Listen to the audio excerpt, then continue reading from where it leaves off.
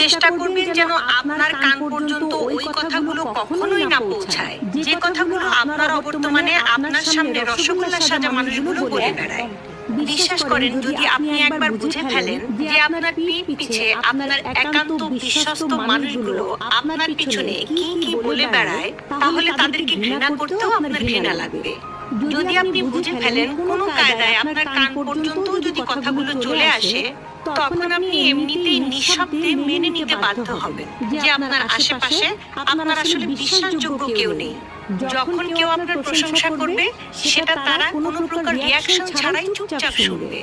অথচ কেউ যখন আপনার সম্পর্কে খারাপ কিছু বলবে, এরাই যত দ্রুত সম্ভব মানুষের মাঝে সেই কথাটা ছড়িয়ে দিবে।